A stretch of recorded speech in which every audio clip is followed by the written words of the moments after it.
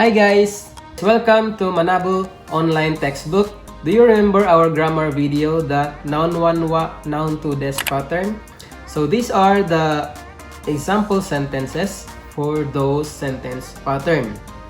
So as you can see in our MANABU online textbook, number 1 is Watashi wa Jeffrey desu. Watashi wa Jeffrey desu. So this is the noun 1 wa, noun 2 des pattern.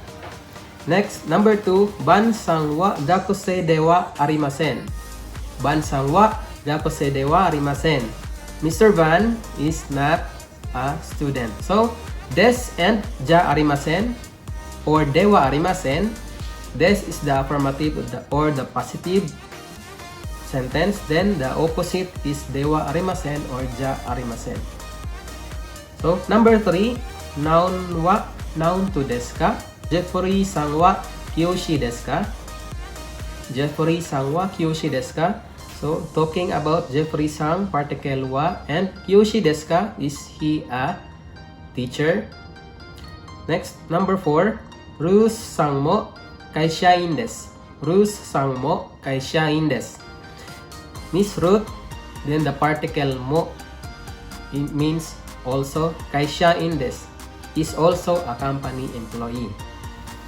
Okay guys, for our example sentences part, today we will be joined by Mr. Van. Come join us. Hi guys, how are you? How are you, Isay? We have the same passion. So today, Mr. Van will join us. I will teach him because the example sentences are question and answer examples. So as I'm teaching you guys, Mr. Van will join us. Okay? So for the first example is question and answer. I'm ready. Are you ready? Okay. So the first line is, okay, Mr. Van, anata wa. Anata wa? You will say to me, anata wa Anata wa? Jeffrey-san desu ka? Jeffrey-san desu ka? Okay. So it means, are you Mr. Jeffrey? So he used the word anatawa because he doesn't know my name. Anatawa Jeffrey-san desu ka? Are you Mr. Jeffrey? Then I will answer, hi means yes.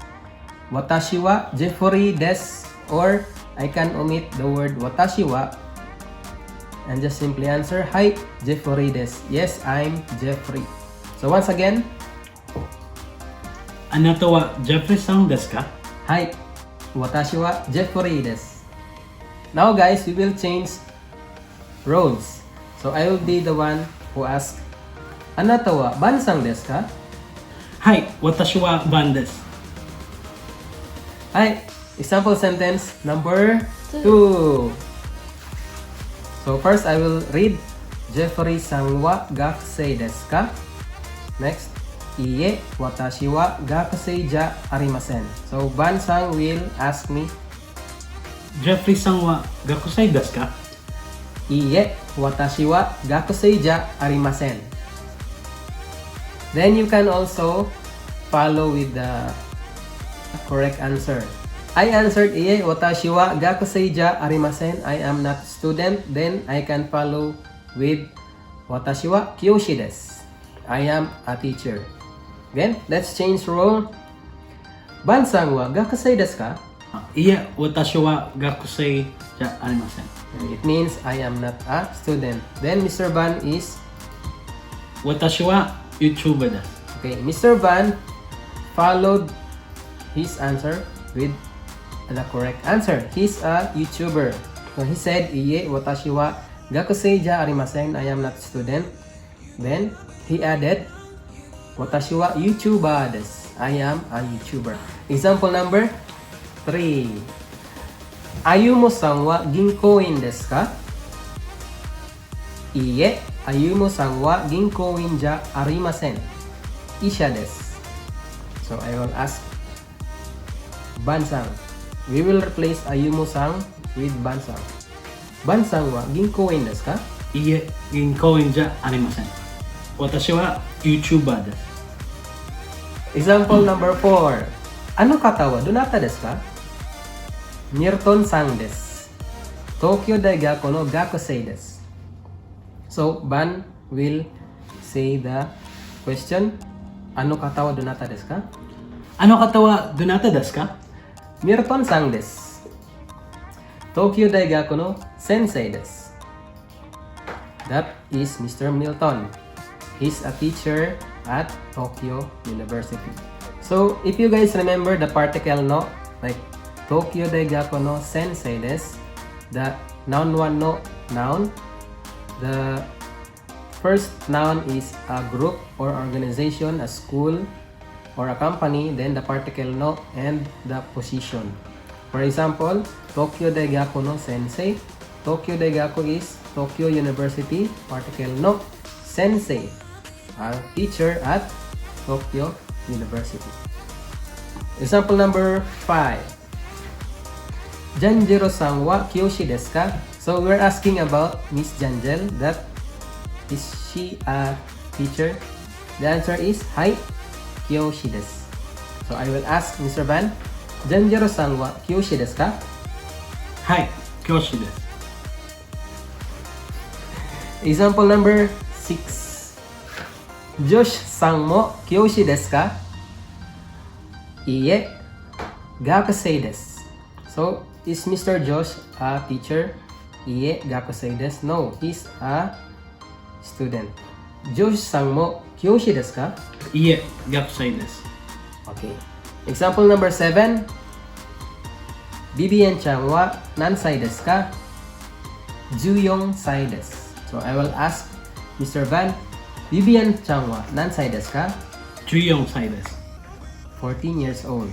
So, sai is the counter for age. Or we will attach sai to the numbers to say the age of a person. So, 14 sai. And remember guys, 20 years old is, you will not say sai. We will say hatachi. Hatachi.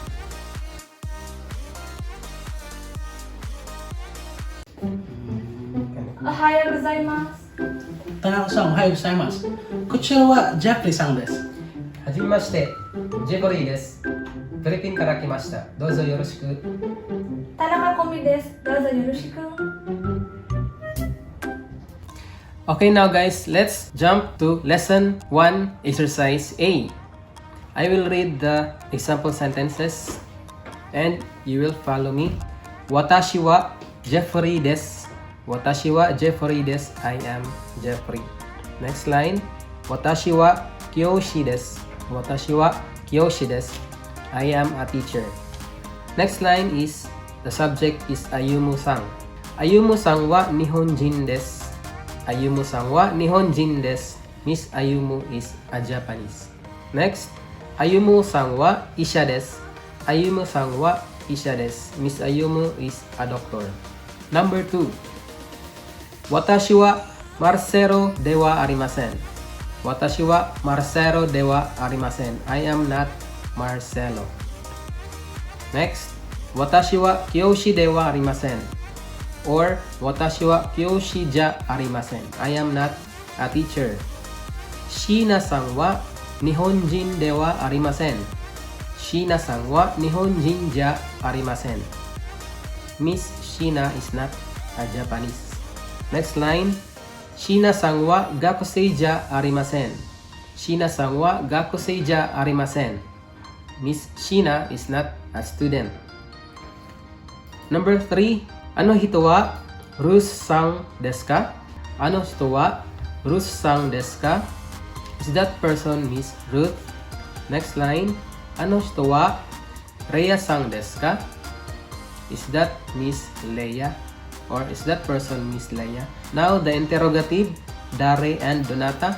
Ano hito wa dare desu ka? Or the more polite way of saying dare is donata. Ano hito wa donata desu ka? Who is that person? Number 4. Watashi wa MANABU no shain desu. Watashi wa MANABU no shain desu. I am an employee of MANABU. So, the particle no. Josh-san wa Tokyo Daigaku no gakusei desu. Josh-san wa Tokyo Daigaku no gakusei desu. Mr. Josh is a student at Tokyo University. Next line. Milton-san wa Tokyo Daigaku no sensei desu. Milton-san wa Tokyo Daigaku no sensei desu. Mr. Milton is a teacher at Tokyo University. Number 5. Ban-san wa Philippine jin desu. Ban-san wa Philippine jin desu. Mr. Ban is a Filipino. Next. Ria-san mo Philippine jin desu. Ria-san mo Philippine jin desu. So, Ria-san and the particle mo. Miss Leia is also a Filipino. Ano shito mo Philippine jin desu. That person, the particle mo, is also a Filipino. Number 6. Bibian-chan wa Juyong-sai desu. Bibian-chan wa Juyong-sai desu. So, we will use Chang instead of Sang because Bibian is a little girl. Bibian-chan. Right, next. Ryuto-kun wa 15 歳です. Ryuto-kun wa 15 歳です. Then the interrogative nansai. Bibian-chan wa nansai desu ka? Ryuto-kun wa nansai desu ka? And the polite way of asking nansai is oikutsu desu ka?